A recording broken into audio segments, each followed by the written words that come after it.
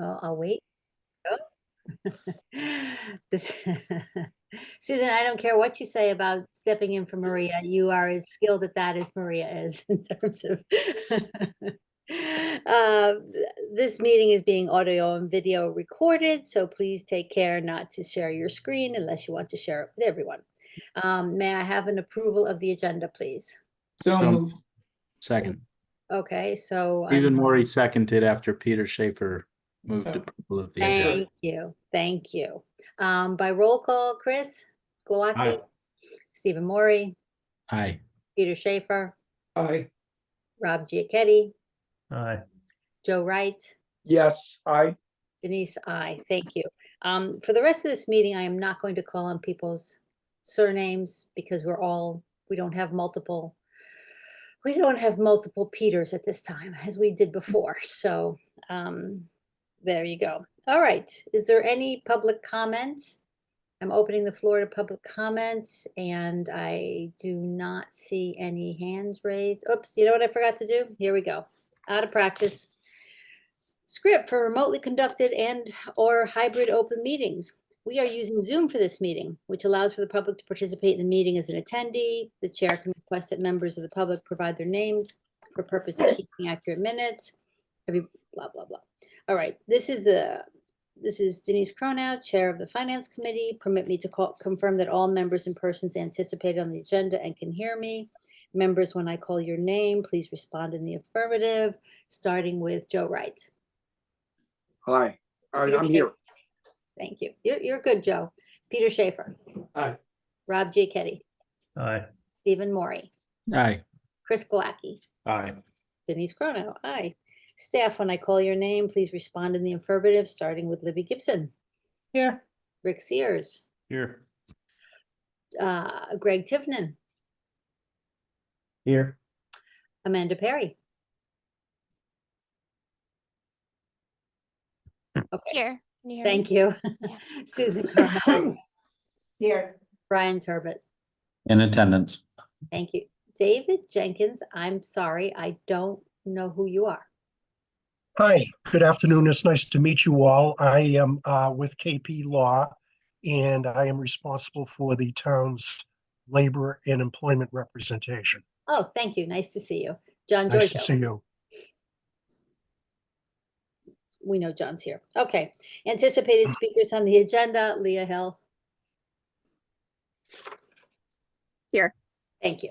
Good afternoon. This open meeting of the Finance Committee is being conducted remotely pursuant to Chapter 2 of the Acts of 2023. Ensuring public access does not ensure public participation unless such participation is required by law. This meeting will feature public comments. We're convening by Zoom. Please note it's being recorded. Don't screen share. I will introduce each speaker on the agenda, inviting any members to make comments. Please remember to mute your phone or computer when you're not speaking. Please wait until I call on you. And all votes taken in this meeting will be conducted by roll call. Okay, thank you.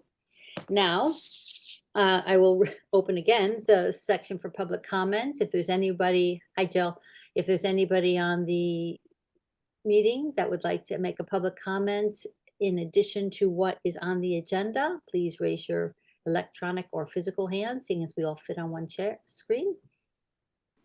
And seeing none, I will close public comment. Okay, so the fifth item, number 5 on our agenda, discussion of citizen warrant Article K, adoption of Massachusetts General Law, Chapter 175M, State Family Medical Leave Statute. Leah, you are here to present. I will ask you to present maybe 5 to 7 minutes. I will then move to questions from the committee, and then obviously we'll have questions if there are any questions from town administration, and then you can keep jumping in and out. But if because at town meeting you're only going to get 5 minutes as well, so think of this as a practice session. All right. Thank you all. Thank you for having me tonight to explain my citizen article. Like Denise had said, I'm proposing that the town of Nantucket adopt the state's paid family and medical leave law and to appropriate up to $500,000 to cover the town's contribution into PFML trust fund, which is set up through the Commonwealth.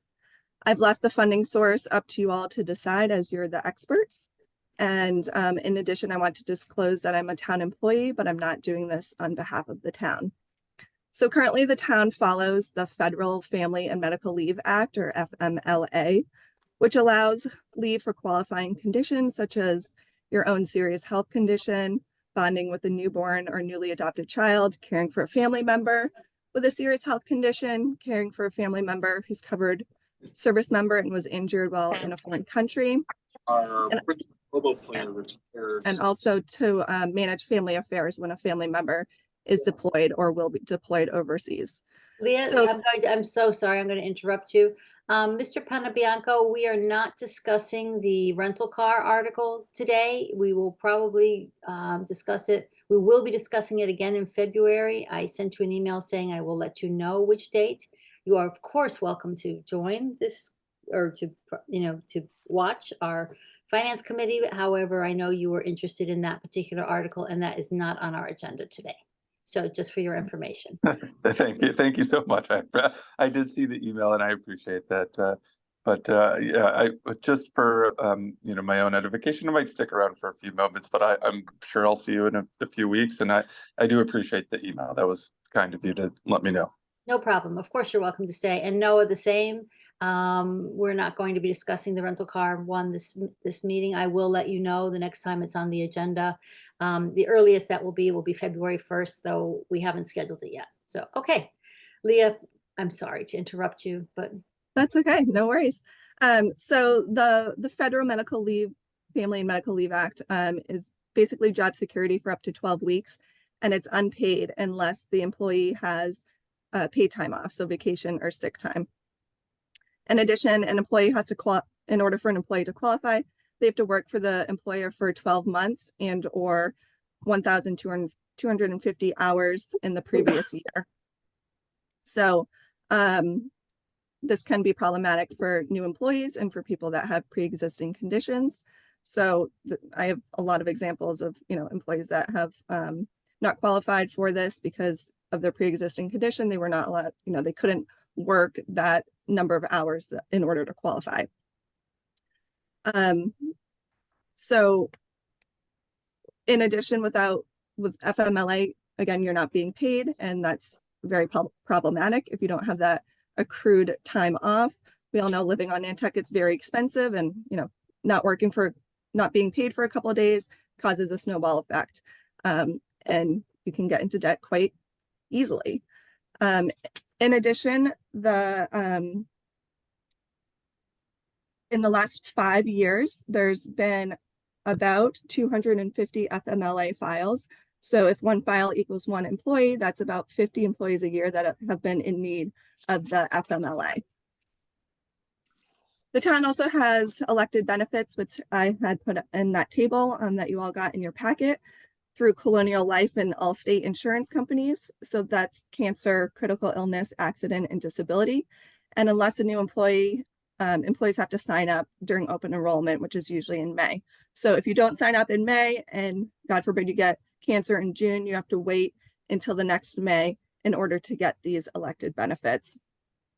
They are a lot more expensive per week and per year than the PFML that the state offers. So the paid family medical leave by the state, I'm just going to say the state, was enacted in 2018, but it took effect in January of 2021. All businesses within the Commonwealth are mandated to participate. It's the law, unless they have better benefit coverages. Districts, municipalities, and authorities, places of worship, and some commission-based businesses are exempt. And in order for municipalities to adopt this law, they have to have a positive vote at town meeting. So that's why this is a citizen article. Unless there are other towns within the Commonwealth proposing to opt in at their town meeting coming up this year, Nantucket would be the first municipality to participate. So there's speculation that municipalities are exempt because their leave is better than what the state offers. That's not the case for Nantucket. And that the Mass Municipal Association would send lobbyists to fight the grand bargain. So that's what this act was in. So in order to not stall legislature, the state said that municipalities can have the option to opt in. In addition, this law is only a few years old, so municipalities might not know that they even have the option to adopt it. We have a long history of being leaders and role models within the Commonwealth, and because we may be the first town to opt in, why would we wait for another town to do it when it's low cost and no to low risk benefit? With the state's medical leave, there's some significant differences than the federal one. So just like FMLA, it offers job security when leave is taken and has all the same qualifying medical conditions. The first difference is that employees don't have to wait a whole year before they qualify for the medical leave. The second is that it's paid leave by the state. So in 2024, employees can be paid up to $1,150 a week. Second, the leave, depending on the qualifying condition, can be up to 26 weeks. And employees can be paid up to almost $29,000 while they're on leave for a medical emergency. Employees pay in 0.46% of their yearly wages in order to cover both the medical and the family contribution that's set forth by the state. And then employers contribute 0.42% of their employees' yearly wages. And so they're only paying into the medical portion of that. They're not paying into the family part. Based on fiscal year 25 general fund budget projections, the town's contribution for all 600 plus employees would be around $263,061. So that breaks down to a little over $400 an employee, or $1.20 a day per employee for the town's contribution. That contribution is also equivalent to 0.21%, so not even a quarter of 1% of the general fund operating expenses, or it's 0.17% of the fiscal year 25 revenues projections. The Commonwealth obviously saw this as a very important law to enact, and it's subsidizing almost 99% of the payment. So I don't know if you all got to see the charts that I sent, but it's a little bit easier to see it, the benefit of the state's paid family medical leave. Depending on, I don't know if I can, can I share my screen, Denise, or should I just try to walk through it? Or you're on mute.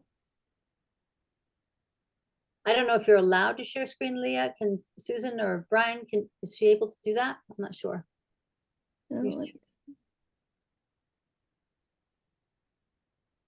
We get that stern warning in the beginning, so it must be possible. Yeah. Okay, Oh, there we go. there we go. Okay.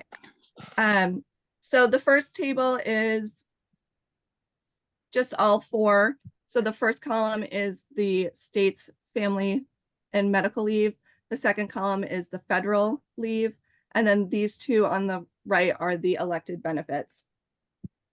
So I'll just scroll through to the second table to explain this. Okay, so based on someone who is making about $75,000, I thought that was maybe the median salary for town employees. For the state, they would be paying in $6.63 a week. So over the course of a year, $340. They can take up to 26 weeks, and so that's equivalent to about $29,000. For the federal, so the second column here, they're not getting paid anything, and they have to work for the employer for 12 months before, and they can get up to 12 weeks. For the elected benefits, you're paying about $20 a week, so significantly more than what the state's medical leave you have to contribute. And then the payout is about $4,000 to $5,000. So if you're paying into that over the course of 4 or 5 years, after that, you're starting to lose money. So the second one is for someone who has cancer. So then they can take up to 20 weeks. That payment would be about $22,000. They're paying in the same amount, $6.63. And then federal, you're not getting paid anything. You can take up to 12 weeks.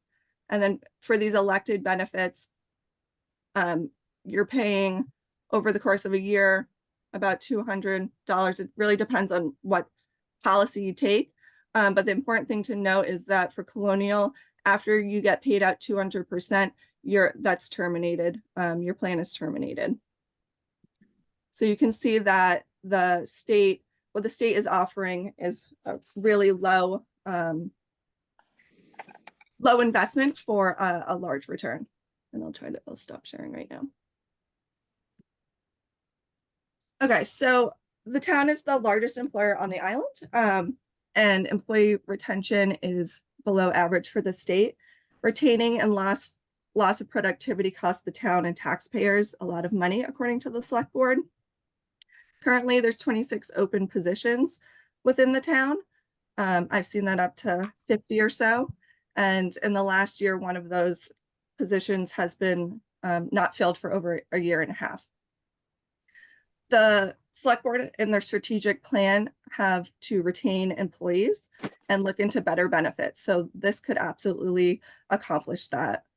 I also think that it would really significantly help retain employees and not have them go to the private sector. Again, the private sector already has to contribute to the state family medical leave. So this would retain employees, help the town run smoothly and be able to keep quality long-term employees by knowing that their medical emergencies arise. We have good health insurance, but we still don't get a paycheck if a medical emergency arises, if you don't have that sick and vacation time to use. So this would really show that their employer supports them. It can attract new and long-term employees because the town has the same medical leave again as the private sector. It can also have an economic stabilization factor to retain locals on the island and stay and make a living instead of moving off. It would increase employee morale to know that the town has the employees' health and wellness and overall well-being in their best interest. And it would bring Nantucket into accordance with state standards and guidelines. It's really a small investment for a large return. So the town and the employee pay a couple $100s for up to almost $29,000, understanding that this is subsidized by a larger pool. So if we base it on the 50 employees a year that have needed the FMLA, that's almost $1.5 million in return for an investment of about $500,000. So it's really a net win. Every single employee I've spoken to supports the citizen article, and every union has been overwhelmingly supportive, each whose members are year-round members of this community. Since PFML covers both union and non-union members, it would have to go to collective bargaining, but that's nothing major and a technicality in the union contracts. It's similar to when a federal holiday is added in. It's not a negotiable matter because it's a legislative directive, and we know the contributing percentages set forth by the state. So there's no variables there.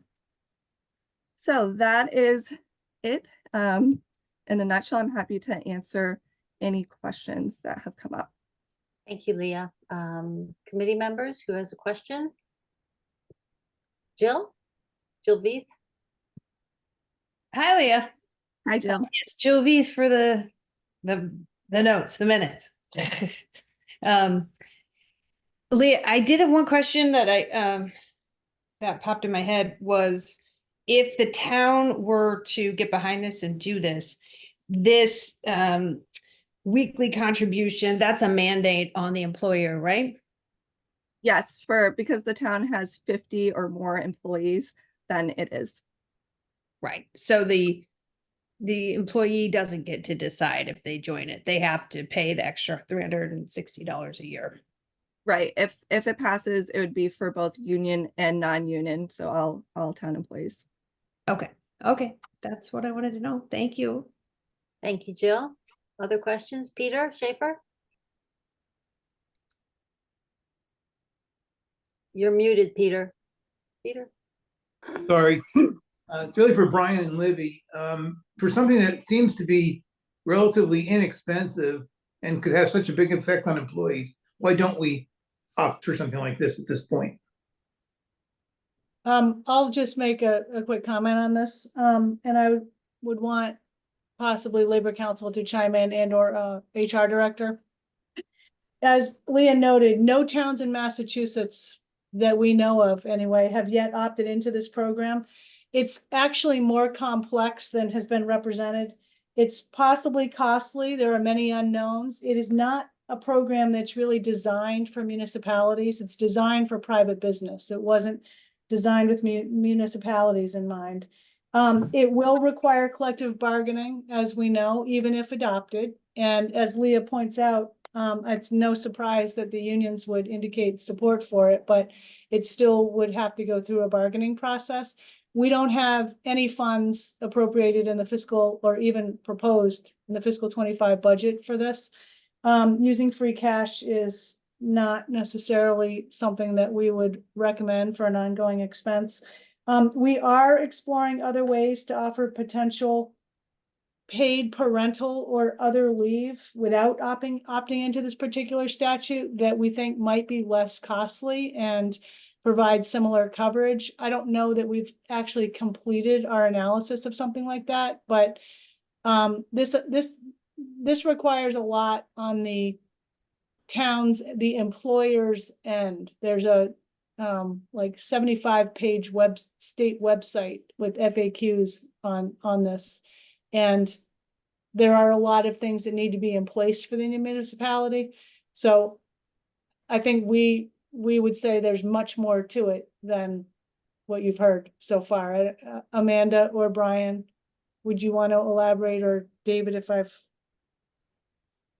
missed any legal points? Thank you, Libby. Actually, I'll go to Amanda next, and then I'm Yes, going to go to David and Brian. Go ahead, Amanda. Thank you, Denise. I agree with what Libby has said, and I just wanted David to chime in since he's here to talk about the collective bargaining piece, because I think that is a substantial factor in paid family medical leave and how that would possibly be implemented through collective bargaining. So while we have David, I just wanted him to speak on that point. Thank you, Amanda. David Jenkins, please. Thank you. Good evening, everybody. Over the past couple of years, I've come to really respect Leah's approach on things. She always presents things in a very professional and logical manner. I would have to disagree with her on one thing tonight, however, which is a comparison to implementing this program to the implementation of a Juneteenth holiday. There's a reason why no municipality in the state has accepted this statute, and it's because of what Libby and Amanda suggested previously. The town's negotiated sick leave program is much different than exists in the private sector. In the private sector, an employee typically would get 5 to 7 sick days per year. They would get vacation. They may or may not get personal leave. In your collective bargaining agreements in Nantucket, of which there are 8 or 9, employees earn sick days at the rate of 15 sick days per year, or 1.25 a month. That's an unheard of contribution rate in the private sector. Moreover, employees in Nantucket can accumulate sick leave from year to year up to approximately 200 sick days. In the private sector, employees generally are not allowed to accumulate sick leave. In Nantucket, there's a benefit called sick leave buyback, which means at the time of the termination of employment, typically at retirement, an employee is allowed to buy back certain sick days that have been unused. And I often enjoy the look on the face of select board members in explaining what sick leave buyback is, because it's a concept that they've never heard of. There is also negotiated in your agreements sick leave banks, which are a device by which employees who are out of sick leave may petition from their colleagues to receive additional sick days. Moreover, you have contract language in your contracts now, which provide parental leave based on the state model, which is unpaid. When I heard that from Leah that the employees and the unions are in favor of this proposal, the first thought I thought of was that, well, the unions must think that this benefit is going to be on top of the existing sick leave program. And I would suggest that this program, if adopted, would have to be negotiated to take the place of the existing sick leave program. So, for example, if you have a 10 or 15-year employee with 200 sick days on the books who has a catastrophic injury, if the program is accepted, does the employee take paid family medical leave through the state program, or does the employee use the 200 sick days that they've accumulated during the course of their employment?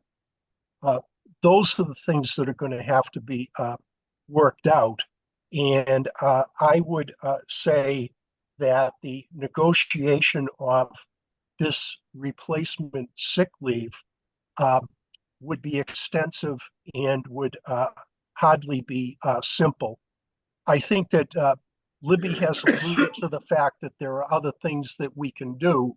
So, for example, if the town needs to explore paid parental leave, that's something you can look at. If you need to explore other insurance programs to assist employees who don't have a buildup of sick days, that's something that we can look at. But I think to adopt a wholesale replacement of the current sick leave program would be unduly complicated and would be something that would not be helpful to the rank and file employees. Thank you. Thank you, David. Leah, you raised your hand. Yeah, I just, if I'm able to respond to Please. David. Okay. So a couple things. The employee with the state medical leave, because the $1,100 or whatever a week that the state would be paying out to them may not be what they make in a entire week. They're able to use the sick hours to supplement that to bring it up to their full paycheck. And then for the sick time payback, you have to be vested with the town for 10 years in order to be able to have payout for your sick leave. So employees that are 10 years and younger, once they leave, they don't get paid that sick time. And then for the sick bank, that is dependent on which union you're in. And so each union has only a percentage of the sick bank that you can use or that you can apply for. So it may not, what an employee needs may not be covered entirely by the sick bank. And the sick bank is asking other employees out of the kindness of their heart to donate hours to another employee to help them out. Thank you, Leah. Chris, first Brian, Chris, I'll come to you after. Yeah, that's fine, Madam Chair. Okay. All right, Chris Glowacki first and then Stephen Murray. Yeah, sure. A question which is, I think, for Attorney Jenkins. If this passes at town meeting, what happens? Do we have to implement it without renegotiating? I understand what you're saying, that one would typically sort of bring this forward cooperatively and would ask for a renegotiation of collective bargaining agreements. But if this passes at town meeting, does that mean it needs to be implemented with the collective bargaining agreements in place as they are now? And along the same lines, are you familiar with what happened in the private sector with unionized folks who had to take this on and what they did and whether they were able to renegotiate their collective bargaining agreements, or did they have to just layer this on top of what might have already been a rich set of benefits? To answer your second question first, sir, I don't know what's been done in the private sector to meld the two sets of benefits. I do know that my advice to the town would be, if this passes a town meeting, that it not be implemented for employees covered by collective bargaining agreements until the negotiation process is fulfilled. And we would have that option, Denise? Pardon? Go ahead, Chris. I'm Just sorry. asking through you that we would have that option if this passes through town meeting, the timing of applying it to collective bargaining agreements would be the town's choice. John, I do you would want- say that, Okay, I'm sorry, No, I'm it's sorry, okay, Denise, David. thank you. Okay, don't worry. It's John, tough you with are, the, you're all things town meeting, so, right. what would Hopefully be your- someday we'll be beyond the Zoom and we'll be able to talk. Yeah, I would say, Chris, that the town would have an affirmative obligation to negotiate the implementation of the paid sick leave program. I don't know how long that would take to do. I don't know how complicated it would do. Based on prior experience, your negotiations tend to be kind of complicated. It's a complicated kind of place. So I would say that the town would have to negotiate the implementation of this program before it could be implemented. Thank you. Thank you, David. Stephen Maury? Thank you. Through you to Attorney Jenkins, I think I heard you say that some employees, if they've been working for the town for, I guess it'd have to be at least 13 and a half years, they have 200 days of sick leave. Correct. Is that raised? When I found whatever the latest edition of the personnel guide, manual, something, some product of the town, says that you can accrue up to 120 days. So that's been raised to 200. It would depend on the individual contract, sir, and I can look at those and get back to you. But whatever the contract says would be the maximum number of days. Is there anybody on this call now who knows what the average employee is capped at? Amanda Perry, do you have that number at the top of your head? Each bargaining contract is slightly different. I would say for non-union, the cap in hours is 960. For laborers union, which is our largest administrative union, the cap is 1,200 hours. And I say hours instead of days because sometimes the days is calculated differently, depending on if they work 24-hour shifts or 8-hour days, things like that. Thank you. And then I guess one follow-up question. Everybody accrues time or paid sick leave at the same rate? That's 15 days a year or 1.25 per month? Yes, generally. Okay. Thanks. Thank you, Stephen. Okay, Brian, I'm surprised that Nantucket's contribution would be, according to the very helpful calculations from Leah, $250,000. Well, first of all, let me just start by just saying that this program actually operates pretty much exactly like the unemployment compensation program does. The nowhere on the PFML website that the state has created does it actually indicate that the state makes any type of contribution to this. This is solely, as they note, solely funded by an employer-employee contribution. So this rate will fluctuate depending on usage on an annualized basis.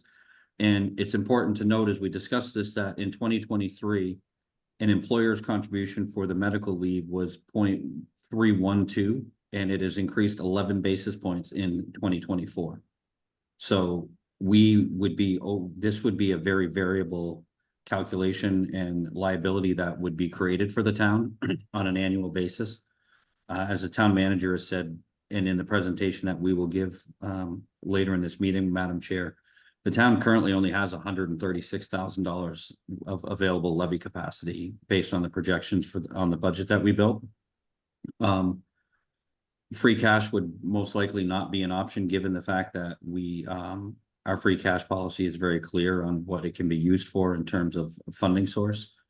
And one of the other observations that I would make is that there are a lot of employees that most likely have taken on the decision for disability policies and crafted them to suit their financial needs or what they need. You can craft a short-term disability policy with very short waiting periods, maximum payouts on a monthly basis to cover whatever your financial situation would be. And if we adopt this, we're going to put those people into a very difficult situation where they have already taken the steps to create a plan on a disability level for themselves, and they may be forced to then decide whether to pay for that policy or pay into this, and then be required or potentially have to use sick leave that they wouldn't have normally done based on the way that they created a plan. And so I think that this needs to have a lot of discussion, because I think that we don't know exactly how many people have made provisions for themselves.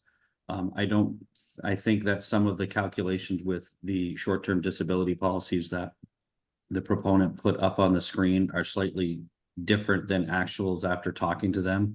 You can craft a disability policy with Colonial and or Allstate with a shorter waiting period if you're willing to have it. Pre-existing conditions can be covered under Colonial. There is a 1-year exclusion period, but after that, on a short-term disability policy, pre-existing conditions would be covered under a short-term disability policy with Colonial. So there's some very there's some different distinctions that need to be taken into account. And as I said, that, you know, we do offer some very robust short-term disability policies and other policies that cover a lot of the things that would be covered under this. So that's it for right now, Madam Chair. Thank you. So Brian, help me here, because I don't want to have to pull out my calculator. So the numbers you just quoted in percentages, what would be the actual cost to the town? Let's say it gets implemented. Let's say So we did all in, there's over 1,000 employees that we suspect would be covered by this when you do it on average, on a 3-year average. And that gross payroll on that 3-year average was almost $63 million, which would generate a required contribution in the town of almost $280,000. Okay. Now, it's also important to note one other thing, that the way that the municipality's fiscal year is set up is we would be appropriating funding that may not cover the entirety of the contribution, because this is operated on a calendar year basis. Were it to be implemented just for discussion purposes on July 1st, 2024, we would be paying that established 2024 rate through December of 31 of 2024. The new rate would come out in 25, which would most likely, given the last 3 years of this history of increases in this fund, would most likely change the dynamic of what we had appropriated at town meeting, and could force us to go back seeking additional funds to cover the total contribution. Now, our estimate is based on all-in wages. It's, you know, there are some exclusions. You're capped at the Social Security maximum for a payment by the town, and there are some other exclusions. So the estimated 280,000 is all payroll, all in payroll. There are some exclusions that might reduce that liability, but I don't know that it would reduce it so dramatically that it would have a tremendous impact on the thought process. Thank you, Brian. Further questions for Leah or Joe Wright? Can I ask it's Joe. Why hasn't any other municipality opted into this? How long has it been available? And Thank you, Joe. Leah, I'll have you answer that, please. Sure. So it's been available since January of 2021. So it's only a couple years old. And I had mentioned before that when I contacted the state, I asked them why other municipalities haven't adopted this yet, and they didn't know, but they gave a couple suggestions. The first being that, you know, it's new and that they might not know that this is available for them, and that they can adopt it through a town meeting. The second one is that this was in the grand bargain for Massachusetts. So the Mass Municipal Association was going to send lobbyists to shoot this down. And so to get the legislature passed, they allowed municipalities, districts, authorities, etc., to be able to adopt it if they wanted to through town meeting. And then the third is that they thought that towns would have better benefits than what the state offers. Thank you, And Leah. yeah. I think there may be a message in the fact that nobody else has opted into this. Thank you, Joe. Further questions? Chris Glowacki, and then Joanna, I'll come to you next. Yeah, I'm just trying to wrap my head around, maybe Libby or Brian might be able to, or the attorneys might be able to provide a synopsis of, Libby's statement that this wasn't really intended for municipalities, it was intended for the private sector. And I'm trying to sort of keep a running list in my head of what are those things, and have we missed any of those things you would say really aren't applicable to municipalities? I think maybe the cumbersomeness of our budgeting process and the fact that we have to balance our budget, maybe the fact maybe that we have a lot of unionized employees and a lot of different unions makes it complicated. But most of what I'm hearing, I think, is no less complex than it was for the private sector to have to deal with all these issues and make it happen. I get it. It's a pain. It's hard. It's complicated, but it was imposed on the private sector and people figured it out. And so I just want to make sure I have all the list of the reasons why it doesn't fit in the municipal sector. Denise, I would look to David for that. But quite frankly, private sector often has more resources than municipalities to figure things out. But David may have a little bit of a better synopsis of what it would take on our end. Thank you, Libby. David Jenkins, please. Yes, through you, Madam Chair, to Chris, and I apologize if I'm repeating myself. I think that the basic distinction between the public and the private sector on this issue is that the public sector benefits are far more generous than are ever seen in the private sector, and that the statute was designed to help out those private sector employees who did not enjoy the benefits that public sector employees get. And those are that the sick days in the private sector tend to be accumulate at double the rate in the private sector, that those days are allowed to accumulate year to year, that employees have a benefit of a sick leave buyback upon retirement, and they have options of sick leave banks.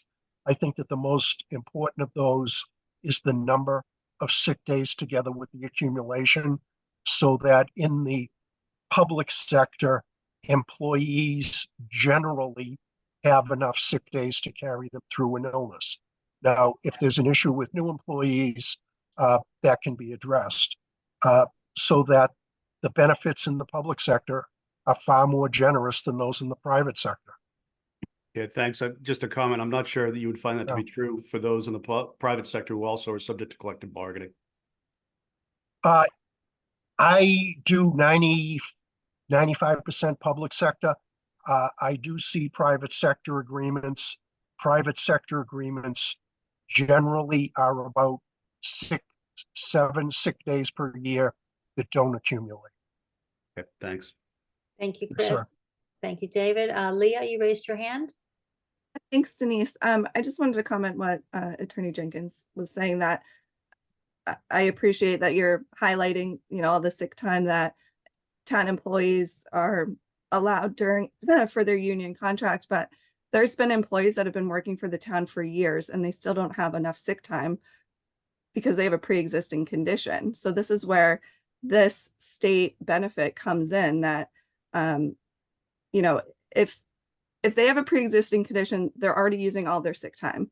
And if they get a cold, what happens? You're asking employees to come to work with low productivity to work while they're sick, or to come back after surgery early before they're actually healed. So that's not helping the town run smoothly at all. I also wanted to comment that all state employees, they're covered by what the state is offering. And some of those are unionized too. So the comment that, this is very complex and union contracts and negotiations and all that, the state's already dealt with that. And so the town can look for them for comments with that and help with that.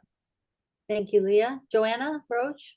A couple different comments. One, I just want to say, Leah, really nice job, because this is well prepared. Thank you. I think that In the terms of the citizens warrant article and the timing for this, is it a possibility that this is just something that's not for this year, right? And that needs to have a little bit more research into it from the town side? Like, how do people feel about that?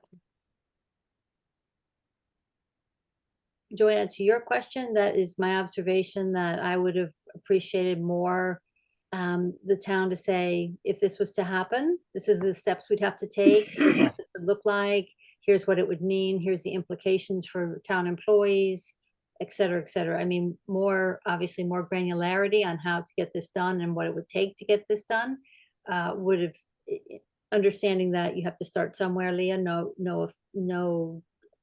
disparaging comments here about what you've already put together for us. However, it is a complex topic and more granularity would have, I agree with you, Joanna. That's what, I just ran around the circles here to tell you I agree with you. So. Right. I mean, that's where I'm landing on this is I think this is an interesting idea. And I think that there's been quite a bit of preparation, but I'm not, from where our charter is around managing the impact of this or trying to imagine what the impact of this would be. I don't know that we have enough information.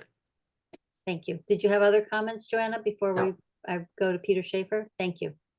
Yeah, I agree with Joanna, and also the fact that the town is investigating other policies that would expand the situation differently than we have it now. So I think, I'm assuming that within the next year, they would have answers to that. So perhaps it is correct, it should be pushed out by a year, this discussion.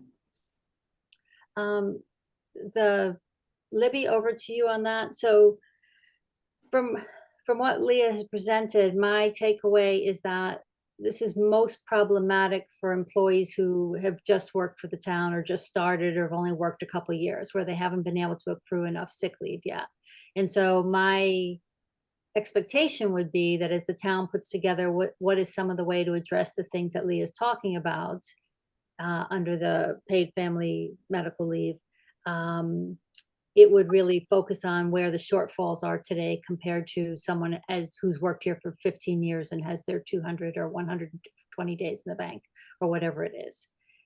Am I right? Let's just.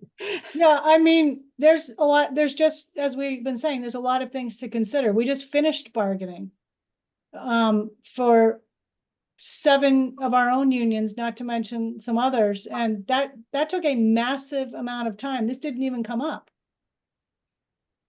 So we definitely would want to examine gaps and things like that. I mean, there's only so much you can do in a day kind of a thing happening here. But Okay. yes, Denise, we could certainly undertake some kind of analysis of that, but not before a town meeting. No, I wasn't. Well, you won't have it done by Friday, Libby? I'm very disappointed.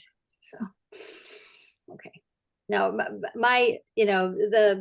I think what Leah's trying to achieve here or accomplish, if it can be done another way, then my question is to Libby and Brian and Amanda, is that you would obviously do a gap analysis first, and from the gap analysis, then decide, is there something that the town would want to do to be a more attractive employer, which is one of the things. I don't really have a problem that Nantucket would be the first municipality on this, because frankly, somebody has to be. So that isn't, the fact that nobody's done it yet in a municipality is interesting, but not so meaningful as it's only been in place for now 3 years. So that's a data point versus a persuasive comment from my side.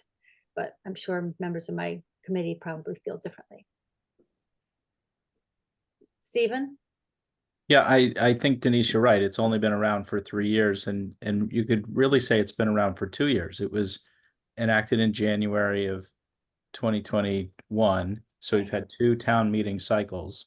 The first one was already well underway by the time it was available for towns to adopt.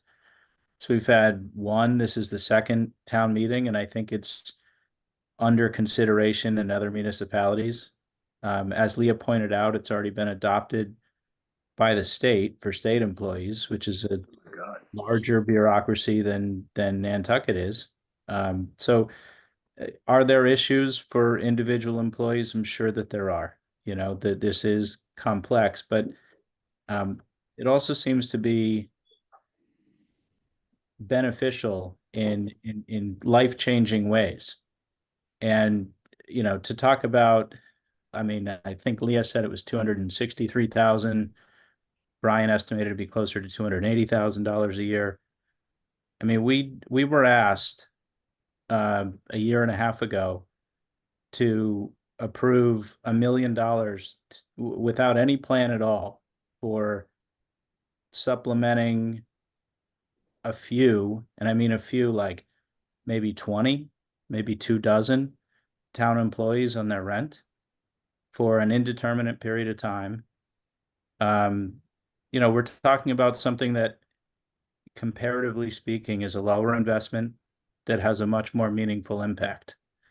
And to shrug our shoulders and say, well, it's complicated and we'll come back to it at some future date, uncertain, I think that does a disservice to the people who we're trying to attract and retain as town employees. You know, we need to take a hard look at why can't we attract and retain employees here? It's not only housing. And I think this is something that we should consider carefully before voting to take no action or in some other way pass it over. Thank you, Stephen. John Giorgio? Yes, Denise, thank you. Leah, I had a question. Your warrant article, does it include a number to be raised and appropriated for this year? Did I hear 500,000? Yes. And what's the disparity between your number, 500,000, and the estimated cost to the town? $240,000.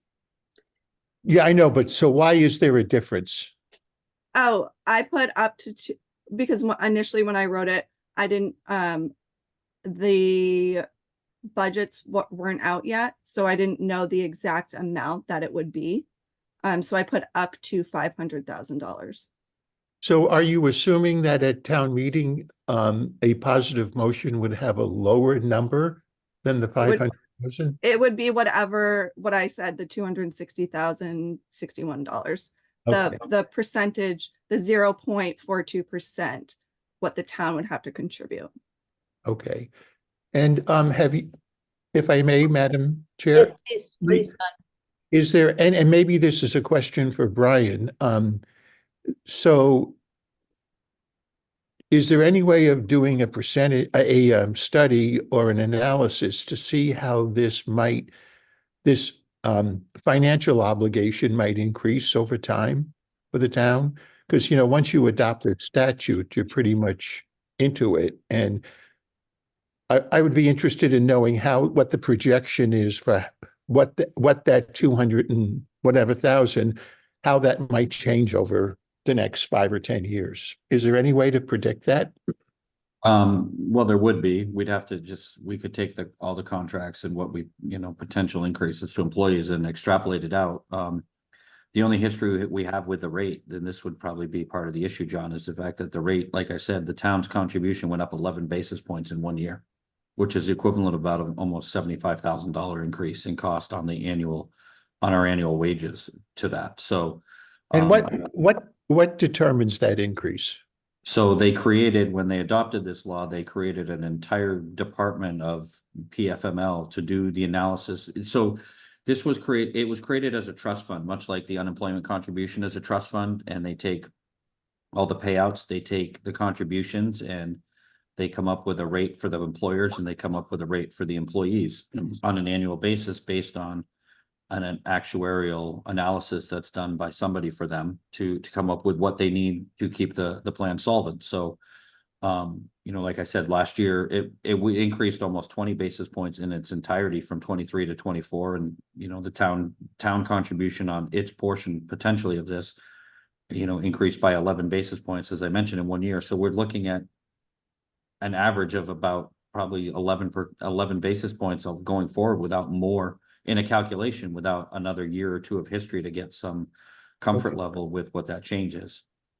So, Madam Chair, I guess my recommendation to the Finance Committee would be, it's always difficult when you're dealing with a petition to article that raises and appropriates money for a particular program, without really doing a deep dive into analyzing exactly what the impact of this might be to the town going forward.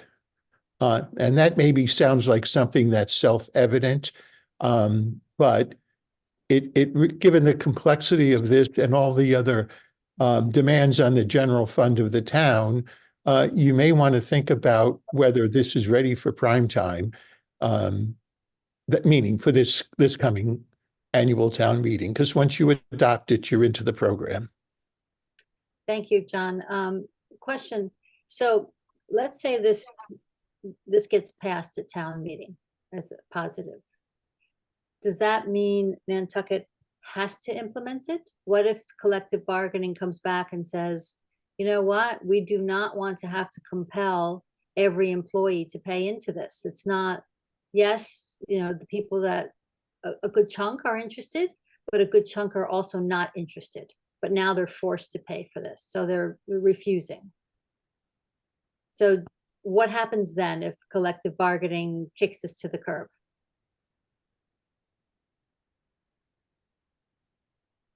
Would you like me to answer, or David? We'll go Amanda and then I'll follow. Okay. I would say that this type of implementation would be similar to how we negotiated health insurance changes, where every single unit would have to agree to opt in, similar to how health insurance, we all had to agree to a contribution percentage. And we had a different committee formed for health insurance implementation of changes. So we would be obligated to have everybody on board because we are one employer. So that would include the schools as well. And Amanda, what happens if everyone isn't on board? I believe, David, we would not be able to proceed in implementation because we need everybody. We can't pick some groups to participate and exclude some other groups. Yeah, each collective bargaining agreement would rise and fall on its own, and I agree with Amanda said. And I really do think that points to why something as fundamental as this really has to be coordinated.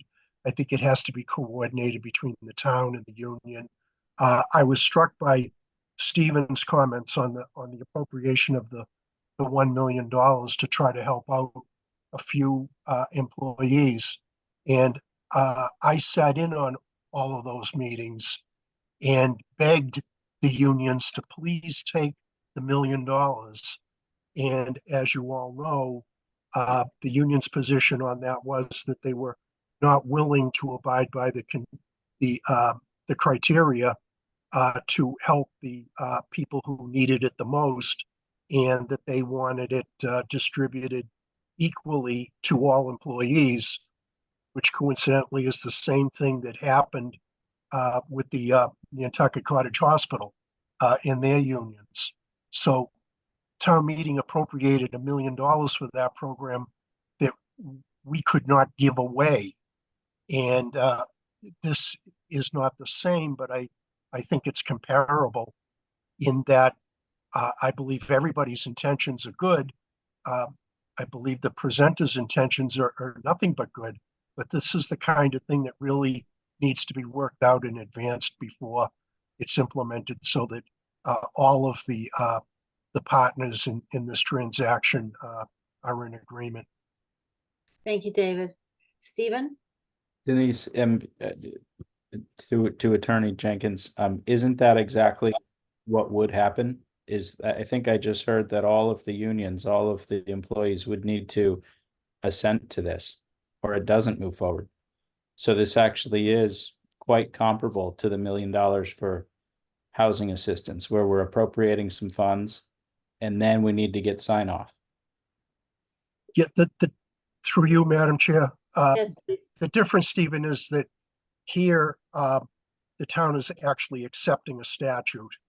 And as Attorney Giorgio suggested, accepting a statute is a major thing for a town to do. And the process for unaccepting it is very cumbersome. So I would say that this is more problematic for the town than the rental assistance program. So in the event, I guess I'm unclear. In the event that some of the unions don't want to participate, can this move forward or can it not move forward? I would say it could not move forward. Okay, so then without the assent of the employees, it does not move forward. Yes, sir. So then it is, I guess I don't understand the difference. Well, again, you'll be accepting a statute. There may be some union groups that sue the town to enforce the town's acceptance of the statute. I think that you are in virgin territory. No town has done this. We don't know exactly how it's going to fit. And if you're looking for a guarantee, I can't give you a guarantee. I can guarantee you that it's going to be complex, but I don't know what unions are going to do. I don't know if they'll sue. Are you at all familiar with what state employee unions did? So we've been working on this for probably close to 6 months now. The reference to the state employees, I heard for the first time today. I had not heard that before, and I had not seen it in the materials. And I have a note to myself to check that. Okay, thank you. Thank you, David. Yes, sir. Leah, Thank you. Leah, you have your hand raised? Yeah, thanks, Denise. I just wanted to reiterate that I've been in conversations with all of the union presidents, and initially speaking to them, they've all been very supportive. And so my plan is to have a written letter with their signatures saying we support the citizen article so that it can be move forward. I know that the town council has been talking, unions might not support it and this and that, but initial conversations have been very supportive of it. So I just wanted to reiterate that. Thank you. Denise, Libby, go ahead. just following up on that, it's a bit possibly premature for them to say it's fine to say they support it, but they don't know what the bargaining would entail. So as David mentioned earlier, it's possible that the town's proposal would be that this program would replace some of the existing or all of the existing sick leave policies. I don't know if they understand that. So I'm just pointing out that the bargaining is not as clear cut as it might seem. Thank you, Libby. Leah, and when you hold, Chris, I'll get to you in a second. When you put this together and you worked on it, I know you've done a lot of legwork into talking to different people. Thank you for that. Did you sit down with Libby, Brian, Amanda, and say, look, if we needed to make this happen, what are some of the things that we should think about, and what is the best way for to get to an outcome that benefits the most number of people? What would be the best way forward? Did you spend any time with town administration on this? So when I submitted my citizen article, I wrote, I would be happy to meet with you all to discuss this. And then we had a meeting set up for last week, but because of the storms with my position, I had to go out and document all of the flooding and erosion. So that had to get rescheduled, and it's yet to be scheduled. Okay.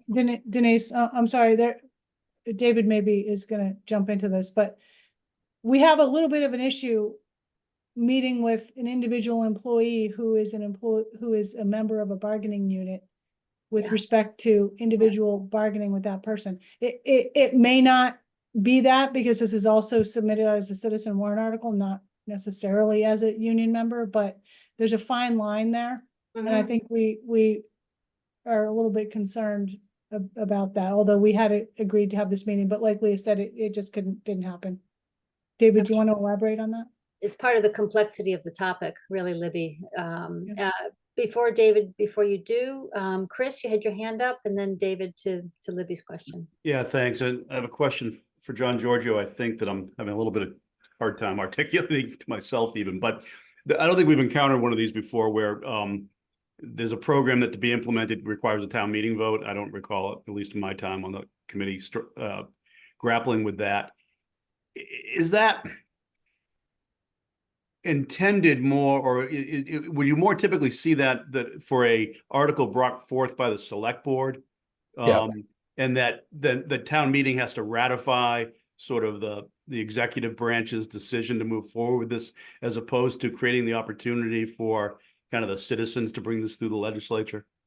Well, Does that make any Chris, sense, even how I'm asking? no, it does, but could I put that a little bit differently, perhaps? Please. And David, you correct me if I'm wrong, and I don't want Libby to yell at me, but this would be providing an additional benefit to town employees, including union members. And it would have to be bargained, correct?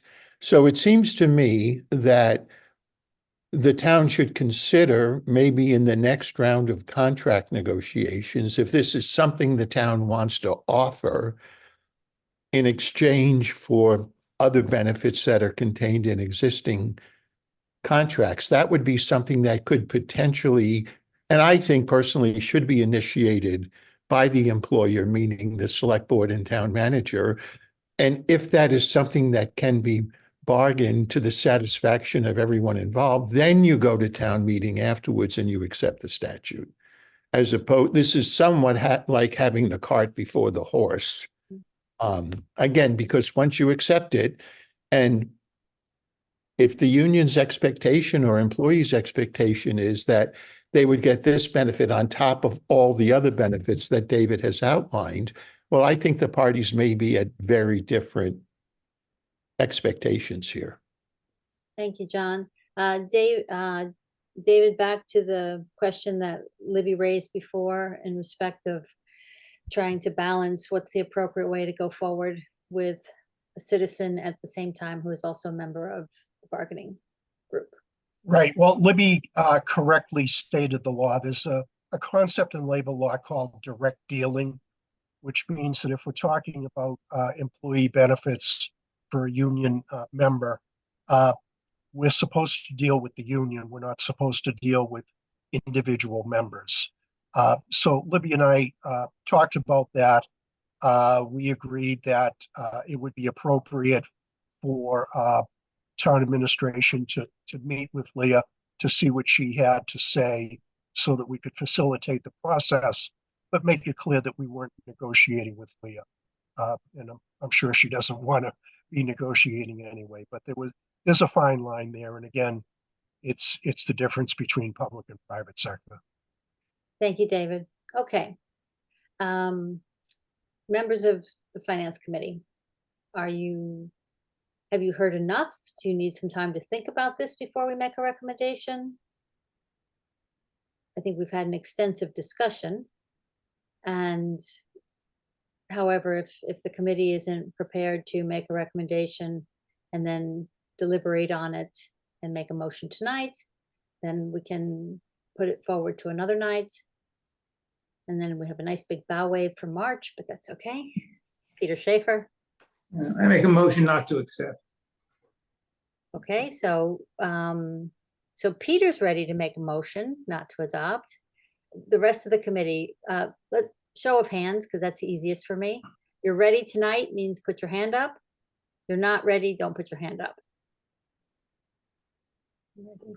Peter's ready. Joanna's ready. Stephen's ready. Okay, so the motion the motion proposed by Peter is motion not to adopt. Is there a second? Second by Chris Glowacki. Okay, now a discussion on the motion. Now, John Giorgio, help me with this, please. At this point, do I close the public discussion on this article?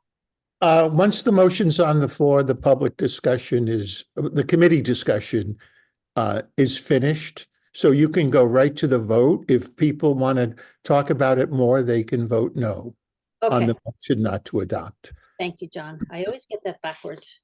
Thank you. All right, hold on a second, folks. I have to write down my tally here. Okay. Whoop. All right. So the motion on the table is motion not to adopt. Joe Wright. Yeah, aye. Thank you. Peter Schaefer. Aye. Chris Glowacki, Aye. Stephen Maury, No. okay, Rob Giachetti, Aye. okay, Joanna Roche, No, I would like a different motion. you only get a different motion if this one fails, Joanna. I know that. Don't we typically have discussion once we have a seconded motion? That's what I thought we were gonna do. That's what I thought we usually did too, but John said we could go right to a vote. So now we're in the middle of, now what do I do, John? I'm trying to remember, Denise, what the hangup was at the last meeting. We, last Oh, year, for I some think- reason, I remember, we make a motion and then Yes. we ask, is there any other discussion around the motion? And then there's a discussion among the committee, but I Yes. closed the public Okay, hearing so, before I asked for a motion to close the public hearing. So that means no one else can talk except committee members. They talk about the motion, blah, blah, blah. And then we close that and Yep. then we go to a vote. That's what we've oh, done. I'm sorry. So I think the confusion here is you only make a motion to close the hearing when it's actually a public hearing, which this is not. So you Okay. do have a motion on the floor not to adopt. Okay. And I apologize. I think that is debatable by the committee members. Okay, so we'll debate and then I'll retake the vote. Yes, Okay, so the fact that I've got a vote hanging out there, I can just, just ignore that. And all right, if anybody wants to debate the motion, you can have further discussion. And then it's really a motion. And once you're done, then you can retake the vote. thank you. Okay, but the vote we will retake will be on motion not to adopt regardless of what the discussion is. Correct. Okay, That's the motion on the floor. thank you. I'm gonna, another 10, 20 years, I'll have this down. I don't care what anybody says. Okay, so Joanna, you had your hand raised. Yeah, yes, I think listen, this has merit, this idea, and we have voted yes on proposals that had a lot less meat on the bones than this one does. And I feel that this is also something that I think the voters at town meeting will be sympathetic to. And I think that I'm not convinced after tonight's discussion that we're ready to vote, yes, we want to adopt it in the manner in which it is. I think there's some complexities that need to be worked out, but I would like to see us do the not, what is it? Take no action, right? Either that, take no action, or some sort of show of support for this with more investigation. I think there's something that can be done, right? So I don't just want to out of hand say no. Okay, thank you, Joanna. I'm sorry, did you recognize me? I did, Chris, thank you. Thank you. I thought Stephen made some really compelling points sort of in favor of this, but where I come down, I don't think we need to micromanage at this level benefits through the legislature. I think that's what we rely on town manager for and the select board. And I think if this is part of the mix that they think they should bring forward, they know that retention's an issue.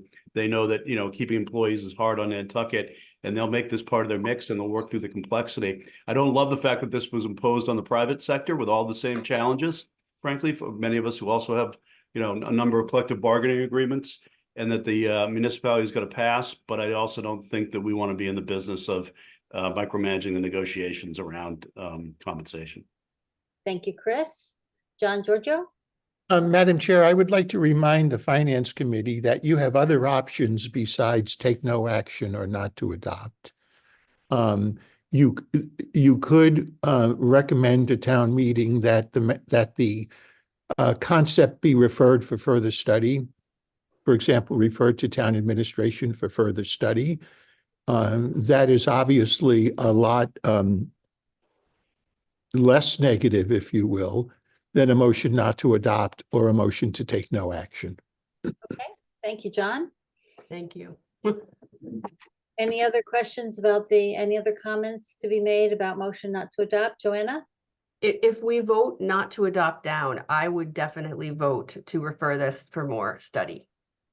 Okay, Those are different motions. Yeah, those are two different things. Yes, I understand, but I want to encourage my fellow members to. I would, I voted, I seconded and voted in favor of the motion not to adopt. I would support a motion to refer back to the town for further study. Okay. Your vote's been wiped off the record anyway. I think Denise is gonna ask for a new one. I drew a line. You can't see it, but I drew a line on my page here. So those votes are already. Yeah, I was just indicating that I would support that, that's all. Okay, thank you, Chris. Rob? So how would that differ, referring it for further study from leaving it to town administration to take up with the next set of agreements? Like what does that mean? Are we creating work? What does that entail? Jill, do you have the same question or were you? Yeah, I agree. What's it really doing? We're feeling better about it, and that's fine, Joanna. I'm okay with that. I'm just trying to understand, like, we're asking for another study just to. I really appreciated all the work that Leah did. I thought it was amazing. That goes really without saying, and I'm not trying to delay what's happening here. But to me, it's not something that I can support at this time, even though in concept, I like the idea of trying to encourage a town to have better benefits or more expanded benefits for its employees for retention. I appreciate what Stephen said.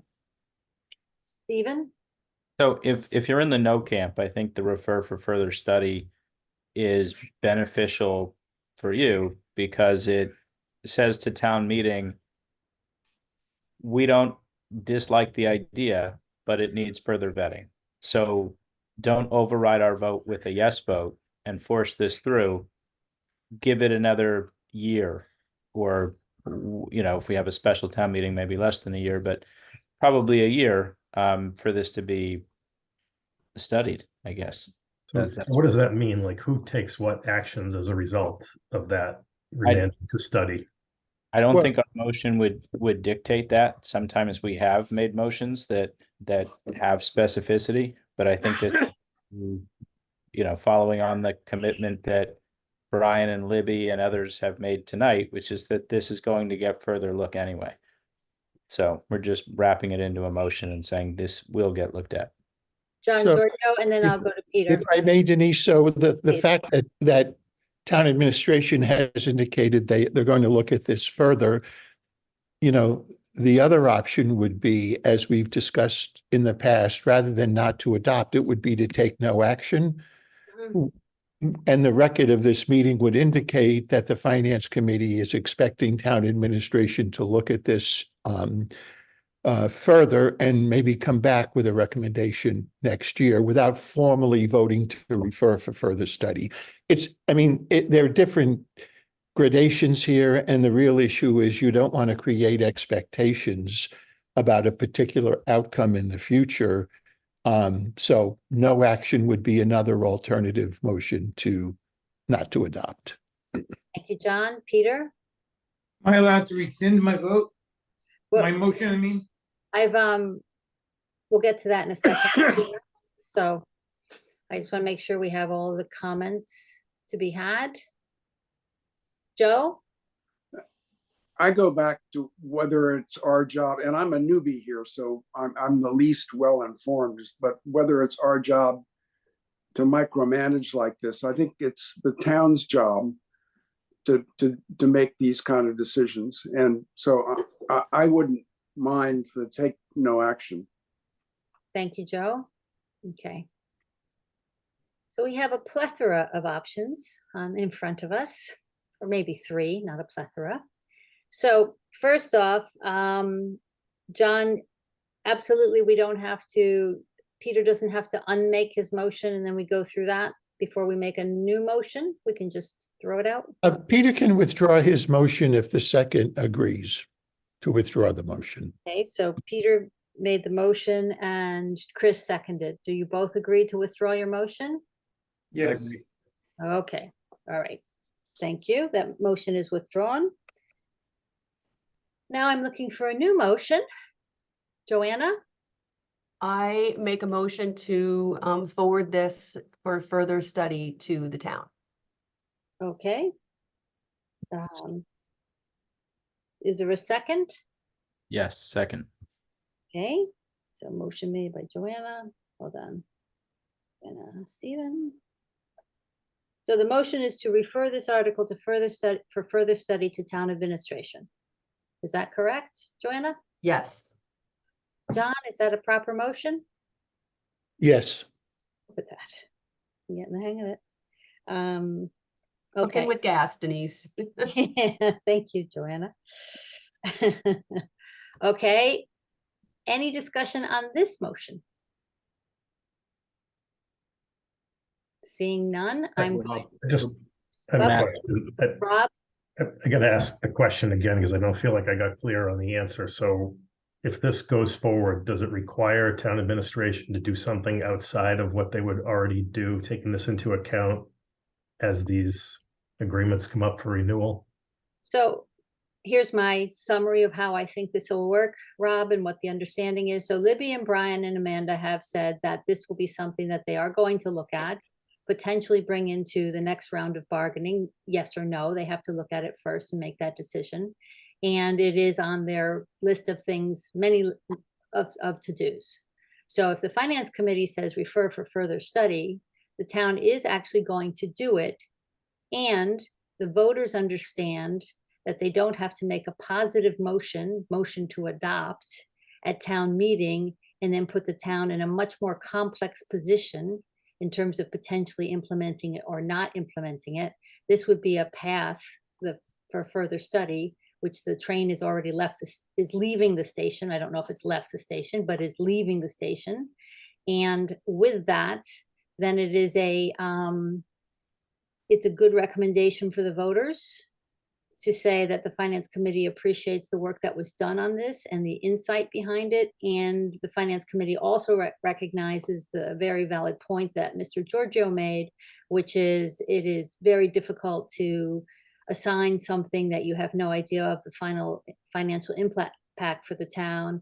And there are a lot of moving parts that, you know, as this has not been implemented anywhere else yet, we just don't understand the complexity until you get down into the nuts and bolts of it. So that was a very long-winded answer. I don't know if that helped you, but that's what I got to with all of the discussion. So if I could just clarify what I think Rob's question is, you know, I used to be told my parents get upstairs and study. Well, I'd go upstairs, but I wouldn't necessarily study. And there's no real way.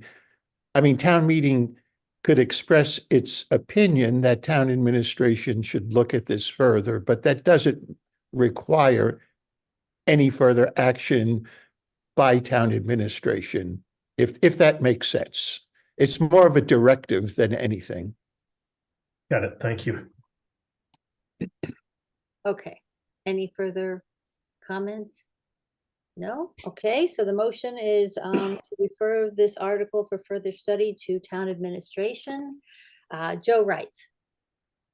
Aye. Okay. Peter Schaefer. Aye. Thank you. Chris Glowacki. Aye. Stephen Morey. Aye. Rob Giacchetti. Aye. I'm chopping up your name here, Rob. Jill Veith. Aye. Joanna Roche. Aye.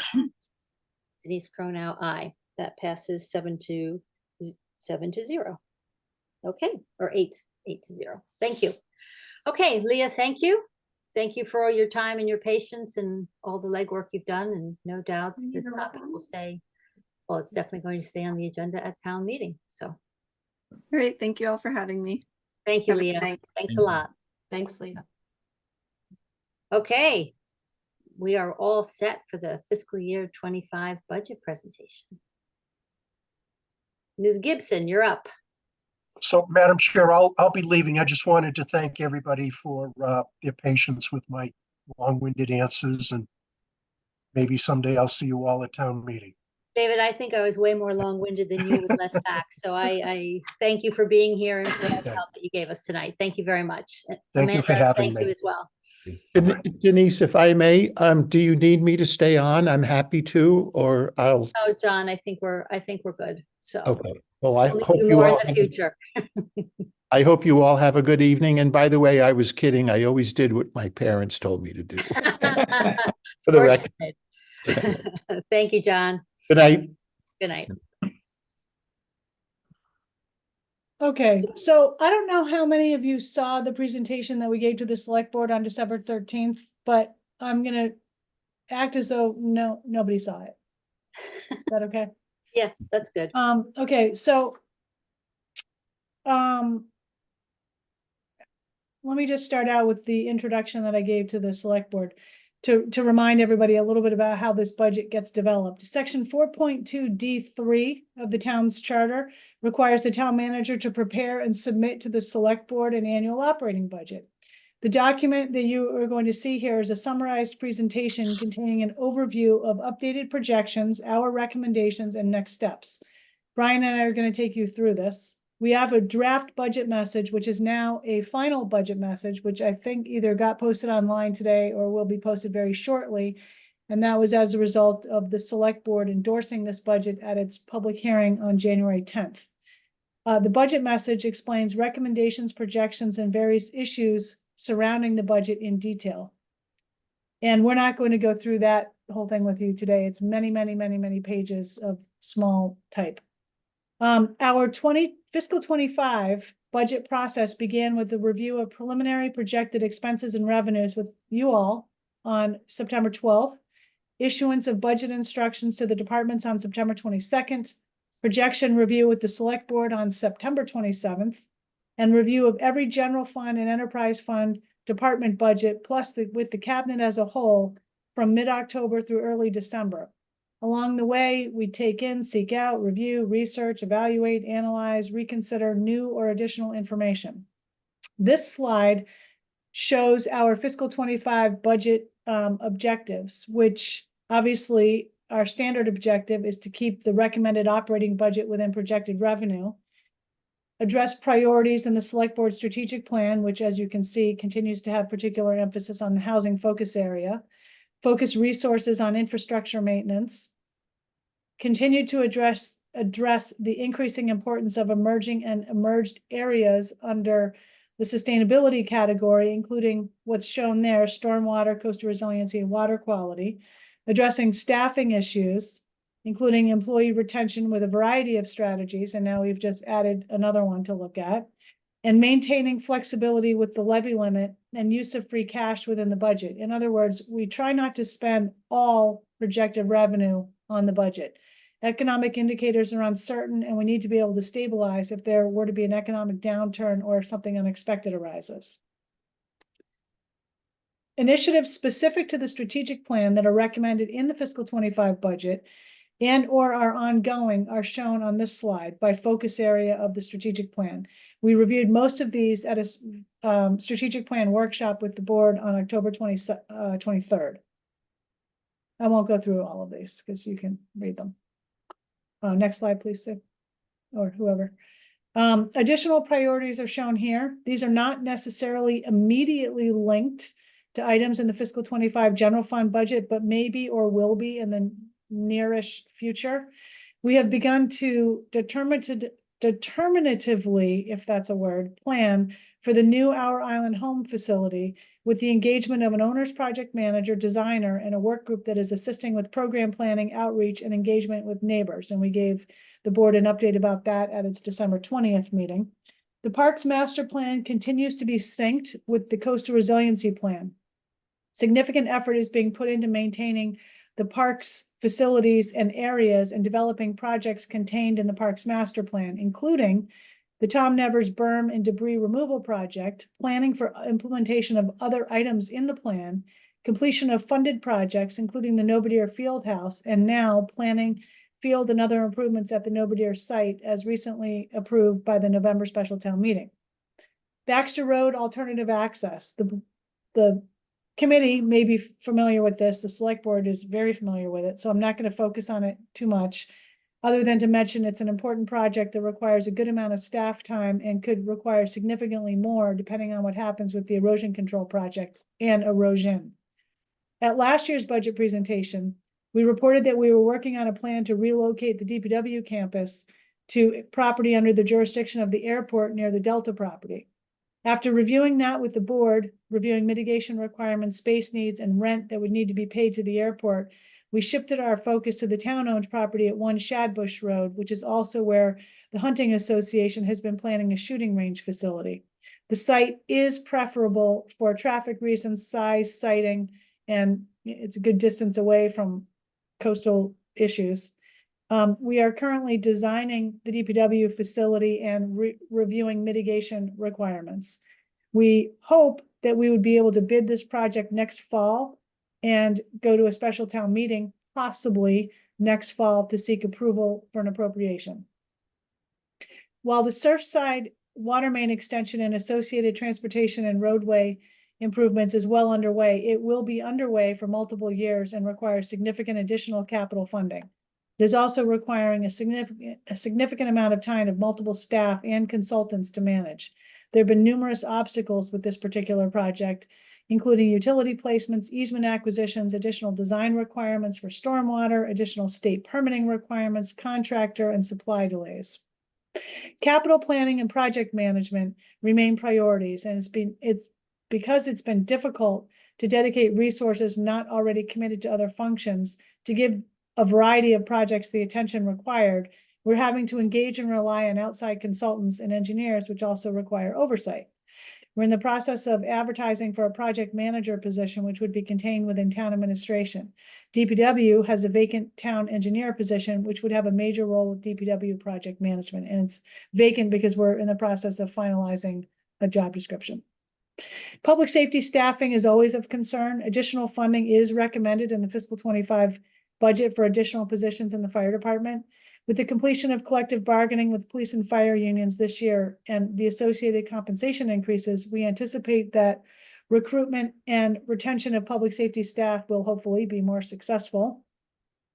Somerset Sewer Extension is one of our so-called collision projects that we reviewed with the select board in September. And I think we invited you all to that meeting, and I think some of you were there. We are seeking design funding at the 2024 annual town meeting for the Somerset Sewer Extension. And that will include associated tasks, including what other infrastructure can be improved or installed at the same time as the eventual installation of the sewer extension, such as stormwater, roadway, or multi-use path improvements. And there are also property acquisitions that will be needed for at least one pump station. And you will see a warrant article at least it's in there now, for the board's consideration for adoption of the warrant tomorrow night that relates to property acquisition. Management of town-controlled housing has become extremely time-consuming for several staff people. Over the summer, we worked on restructuring the housing and real estate offices to be clearer about who does what with regard to the management of housing, both owned and rented, including maintaining a list of employees who need housing, rent collection, rent setting, maintenance, utilities, particular requirements of the housing, such as homeowners association conditions. We've just finished advertising for a rental property manager. We're about to start interviews, and we hope that position will help alleviate the strain on multiple staff and centralize these sort of tasks with one position. Next slide, thank you. Retention of town employees remains a dedicated focus. Staffing deficiencies and shortages are real across the region and country. Our situation is exacerbated by housing challenges and high cost of living. We have a variety of measures we are working to initiate, continue, or expand. Those are shown on this slide. Compensation issues have been addressed in our collective bargaining contracts and with non-union staff, and we will continue to review our compensation on a regular basis to try to ensure that it remains competitive. These increases in compensation, however, will have long-term impacts on the budget, and that is another reason to be cautious with revenue and spending projections. Brian, I think, is going to do the next few slides. Thank you, Libby. So after, as the town manager noted, we started the revenue and review process with a presentation initially back in September. Between September, October, November, we continued to analyze local estimated receipts, and we are projecting that we will be able to raise $152,389,000 in revenue for fiscal 25. We're projecting total expenses throughout this budget recommendation of $152,252,000.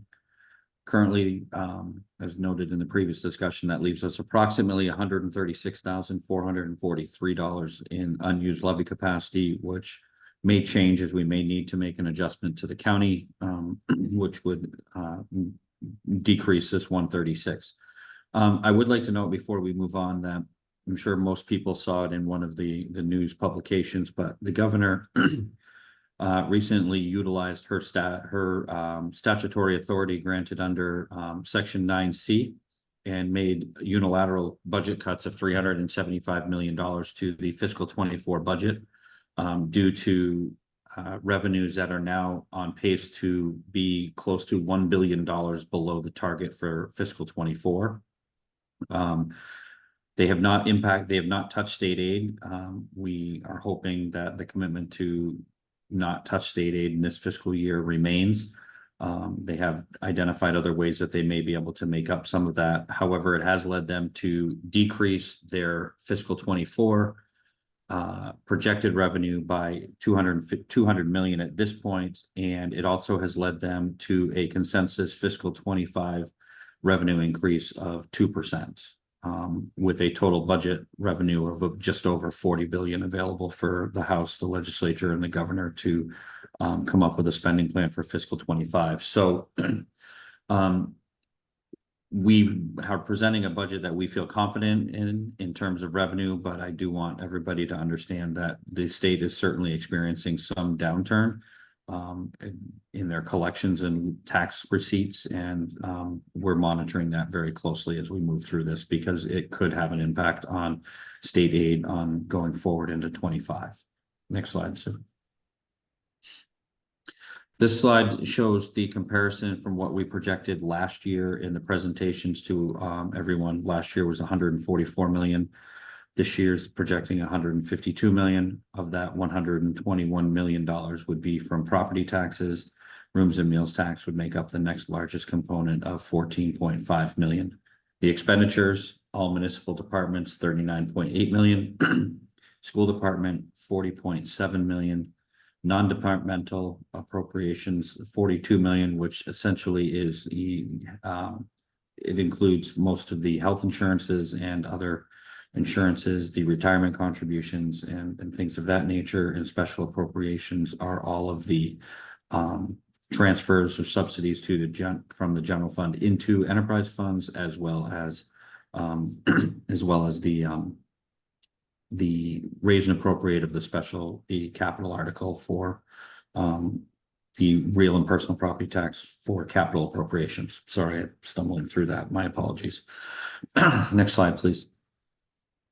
This slide we do always present to you. Tax revenue, as most people know, and most communities through the Commonwealth, is 80% of the revenue collection in our Nantucket. It's the largest in most every community. Most of the other communities in the Commonwealth, the next largest revenue component is state aid. That only makes up 3% of our budget. The majority, the next largest for us, is rooms and meals tax at 10%.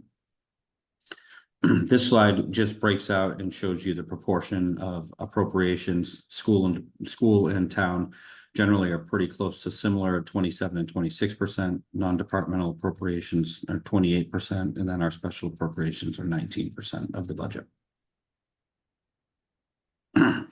Now we get into the breakdown of the expenditure categories. Town administration is recommending operational expenses of 10.9 million.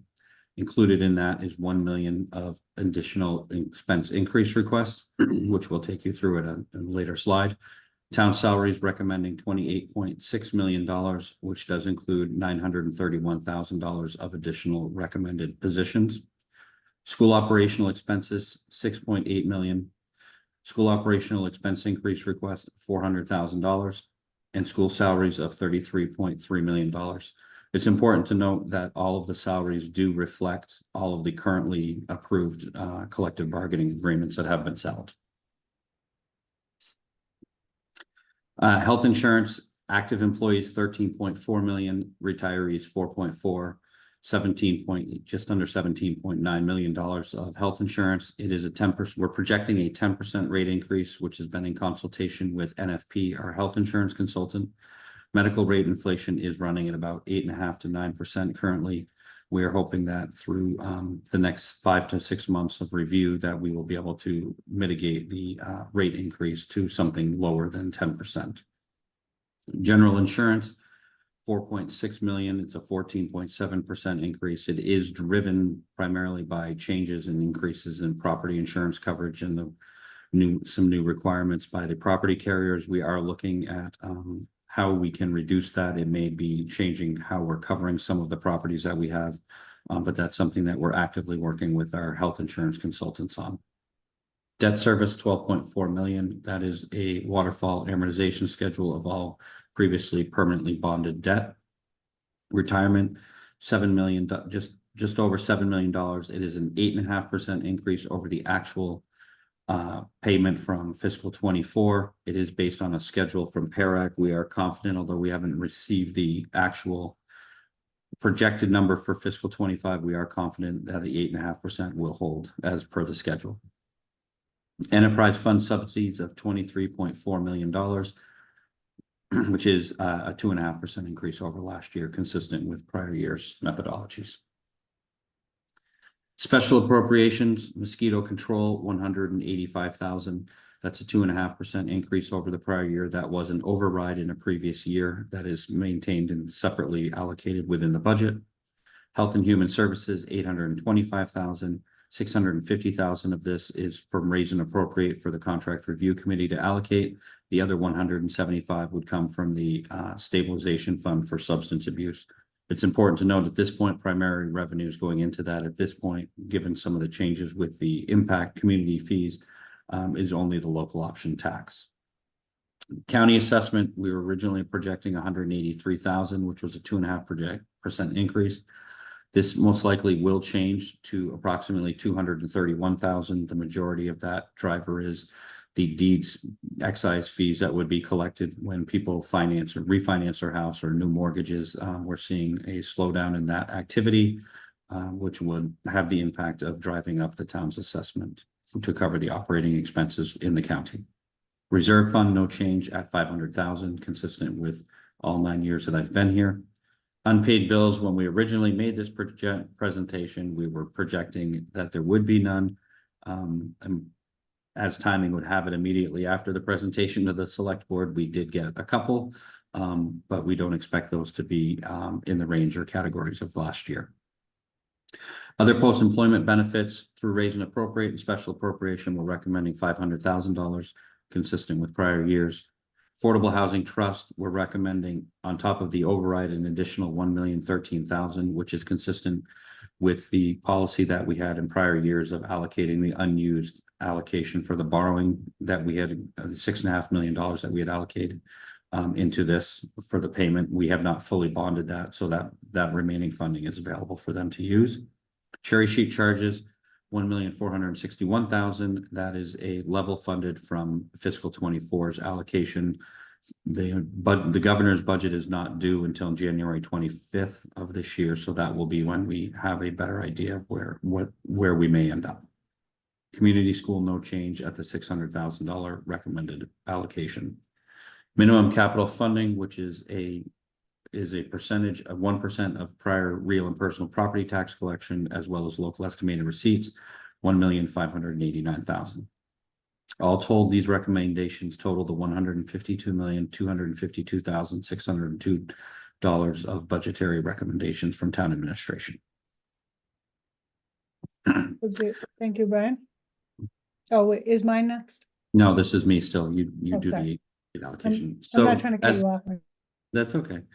As town manager has indicated, we go through a very lengthy process and we do get a lot of expense increase requests on a year-over-year basis. This year, all departments totaled submitted recommendations or requests for $2,799,995, with one-time expense requests being $579,000 and ongoing $2,220,000. Town administration is recommending $2,341,000 of those requests, one time in the amount of $417,900 and ongoing in the amount of $1,923,000.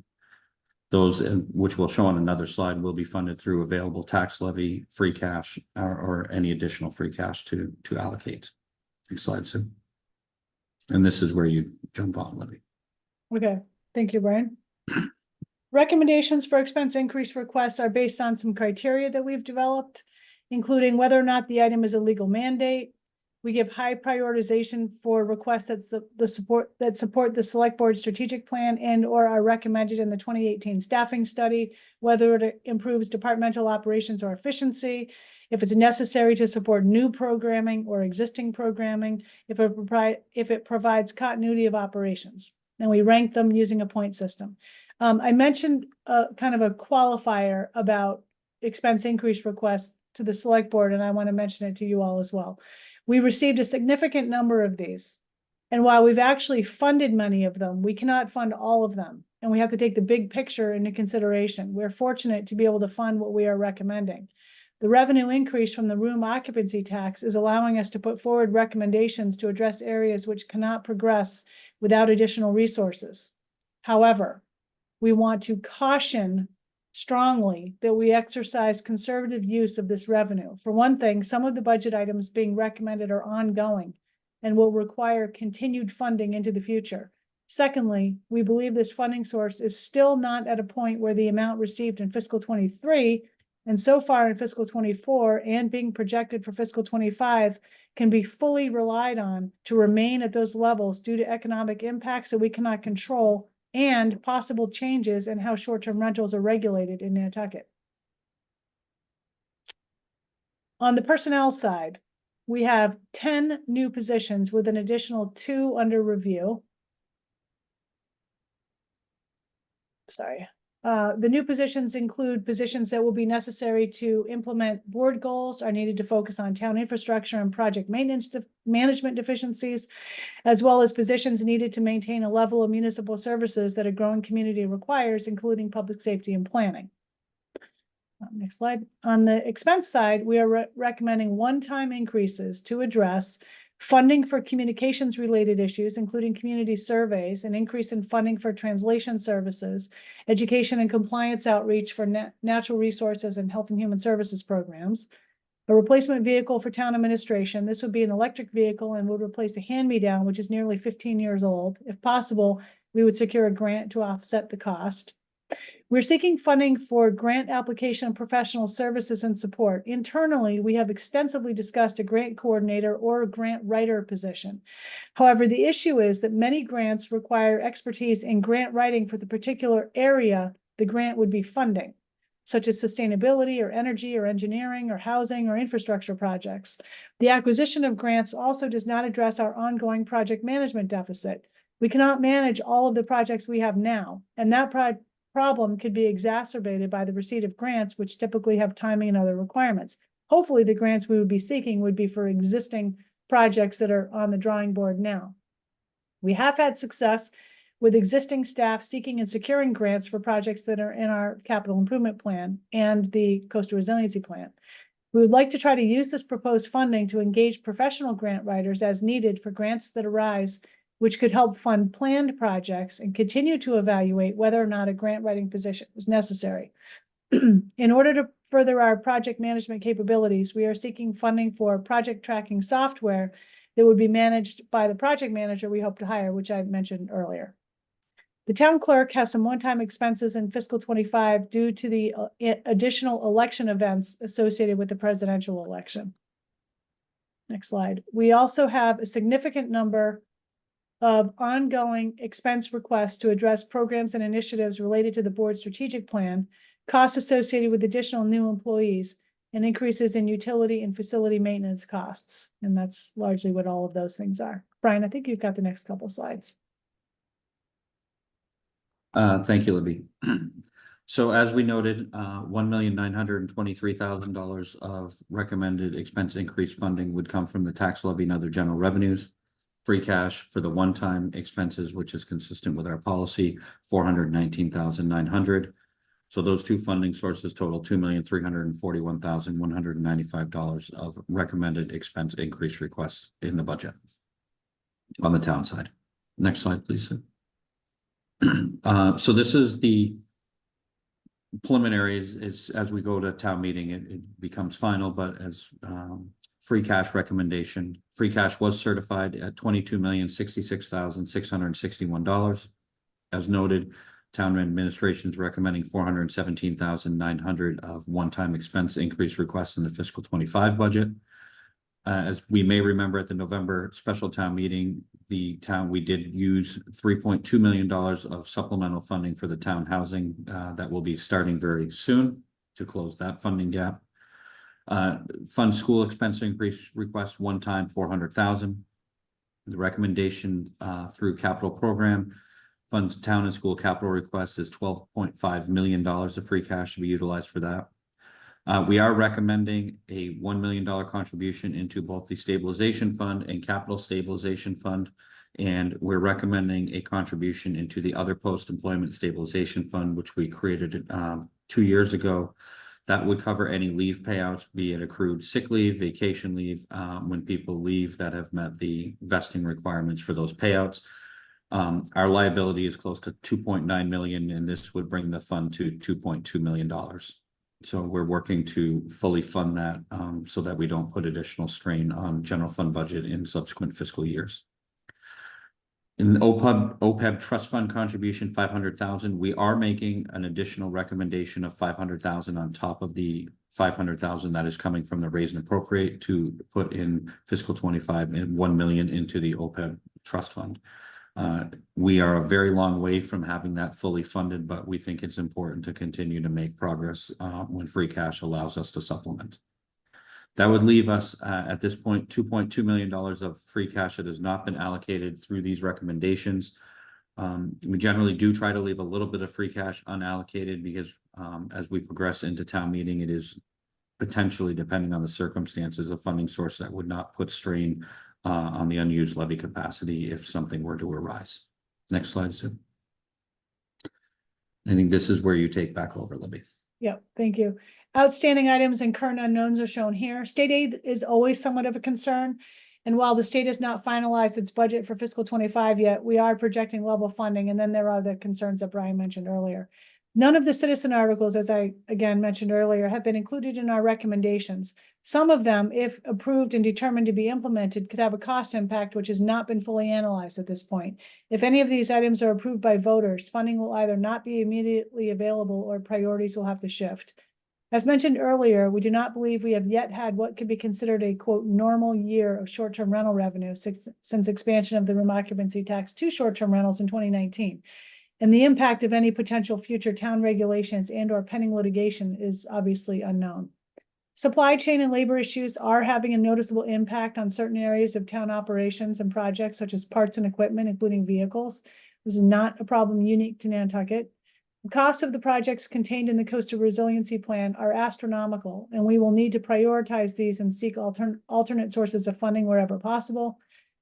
We have a significant time investment into the preparations for the expiration of the Waste Services Agreement for solid waste operations. And as you all know, some of you attended, hopefully, the comprehensive review of our efforts towards long-term solid waste planning at the select board's workshop last Thursday. And by the way, that is online if people missed it and would like to see it. While we do have a retirement assessment projection, we've not actually received the definitive number from the Barnstable County Retirement Association just yet.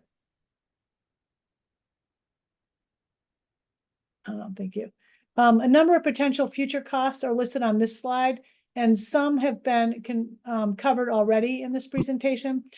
We have numerous plans in place or are in the process of being updated and or started. All of them contain projects that will have a cost impact. Some overlap and some can be combined. We've discussed employee retention and housing. In addition to town employee housing, community workforce housing is an ongoing goal and has associated costs. There are numerous parallel efforts at work with affordable housing. While we now have an IT position dedicated to cybersecurity, the cost could be enormous if the town system becomes compromised from a cybersecurity attack. It is worth routinely noting the need to be vigilant with cybersecurity. So remember not to click on things without knowing exactly what they are. The 5-year general fund forecast is a forward-looking projection as to what mandates, requirements, replacements, changes in plan, or other costs we might be facing in the near future. Regulatory or other unfunded mandates may arise which require resources. Solid waste we've reviewed. NRTA service modifications could have an impact on the general fund budget through the state assessment to the town. The state is going to be undertaking a pilot program for free public transit service throughout the state, and eventually that could impact our state assessment. PFAS costs remain a high concern. They're also largely unknown, but regulatory requirements are on the way from the state and/or federal government. Those may necessitate significant capital and operating costs in the fairly near future. We mentioned Baxter Road alternative access earlier, but I noted again here because it is a very active situation. One area that is not shown here, which deserves some attention, is real estate. We have many more initiatives underway or pending than we have staff resources for, even if we had a full-time real estate specialist right now, including the yard sale program, leases, licenses, requests for use of town-owned land, monitoring, processing, management, encroachments, general monitoring of town property for misuse.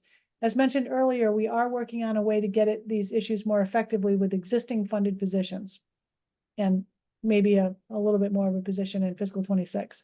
We're not yet certain what additional operational costs there may be or may not be with expanded and/or new facilities. It depends on what they are, but if they are replacements, such as our Island Home or DPW, there may not be much of a cost increase from that of existing facilities because of energy and other efficiencies that would be built in. Completely new facilities, however, will obviously have operational costs, which will have to be funded. Next steps. So we've gone through some of these already. We presented to the school committee last week and then the board's public hearing at which it endorsed the recommendations of our budget that we've just gone through with you. Mid-January through mid-March, you all are reviewing general fund and enterprise fund budgets and the other appropriations, and we end up at the May 7th town meeting and the May 21st town election. Right now, we have several debt exclusions on the warrant and the ballot, and those are going to be reviewed with the board. They were reviewed with the board last week, and they'll be reviewed further this week. And was that how we end up, Brian? Do we, I guess, any questions? We're happy to try to answer them.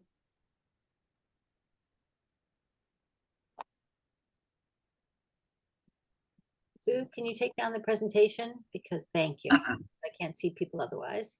Anybody have any questions for Libby and Brian? Peter? And you're muted, by the way, Peter. You're muted. When is this going to be online? I believe it is online. It is online. Okay. And Brian, to that end, when are the links for the individual departments going to be available? We finished our review today, Madam Chair. We needed to send a couple back to departments to finalize, so I would expect that it will be available either tomorrow or Thursday at the latest, once we get those changes back and we implement or input them and then recreate the links. Okay, thank you. All right. Any other questions for Brian and Libby? Jill? Hi, Brian, do you all keep, or maybe the assessor's office keeps a tab on how much on the property taxes? How much money kind of goes off the tax rolls, maybe through land bank purchase, or maybe a nonprofit buys a property? Do you have any way of tracking that? That I'm not saying that that's contributing to it's going down. I think you're getting more revenue, but I didn't know if you all tracked that. We haven't tracked it internally. We probably could get a list from the assessor of what parcels have come off and do a calculation, but it's not something that we're actively tracking. Okay. And then another random question, but on the grant writer, has anybody tried to use AI to write grants? Yes, Well, Jill, what- we'll be having a funicular railroad put in. I use AI for that, and it's pretty exceptional. Just gonna for go- writing the grants. I just, get you started. Well, we're definitely going to be starting to do that, yes, but the problem still remains of the management of the grant and the project. Yeah. And again, if it's a planned project, that's one thing. If it's something out of the, completely new, and, it's a resource issue, but AI, yes. Joanna? Yeah, Libby and I had a couple chats about AI. A question just about the grant thing. How will people access use of that consultant? Right? Will a department head have to make a request to you? Like, how will people access that resource? Yeah, they would go through town admin, which they do now. Okay. Okay. Joe? I looked at the number for the Island home, which I think was 5 million two-ish is the cost this year. And at the 45 bed level, that's $115,000 a bed. Sounds to me like something that I think if a private investor would not build a retirement home on Nantucket. It just not going to make economic sense. Has anybody looked at having a retirement home on the Cape where we pay the fees? I think that'd be a lot less than 5 million too, or whatever. Peter Schaefer, I'm going to go to you first to add to that as you're on the Our Island Home Working Group, and then I'll turn over to Brian or Libby. And Joe, to scare you even more, the total project's going to cost like somewhere between probably 70 and $90 million. This was voted on by the town and was passed to go ahead with the study. We haven't voted on certainly on the budget yet to build it, but this is a mandate from the town, from the voters. And several years ago, Joe, I can't remember what year it was, 20 something, obviously, the town, the voters did vote to keep Our Island Home and to keep funding it and put in an override to subsidize the delta between revenue and cost. And so this has been something the community has consistently supported financially and in a willingness. Brian, did you want to add anything? I guess I would add, we haven't really in depth, Joe, looked at that possibility. I think it's been something that's been kind of talked about. Would it make sense? If so, could we even do it? But one point of clarification that I would like to make is the 5.2 is only the transfer from the general fund to help cover the cost of the operations. The actual operations cost closer to almost 9 million on an annual basis. It's never been self-sustaining, and at 45 beds, it most likely never would be. And 2 years ago, we asked the town for the ability to permanently override Proposition 2.5 and raise an additional $5 million, growing annually at 2.5% in real and personal property taxes to cover that deficit. So that it's the operation costs much closer to 9 million annually. It's Joe again, but my guess is that the world may change when we go to the town to ask for $80 million or $90 million, or if it takes as much time as it has in the past.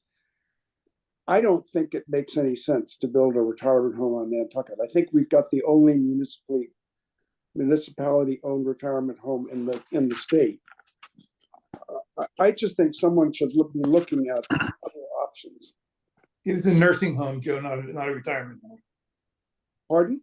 It's a nursing home, not a retirement home. Yeah, no, I know. I'm sorry, my vocabulary isn't as good as the people that have been working on it. But it just doesn't, I can't see that it makes any sense for us to have that. You give people a free place on the coast and you give them tickets and a bus that'll take you from the ferry to you make an appointment and you go. $80 million doesn't make sense. Thank you, Joe. Other questions for Brian or Libby in respect of the budget?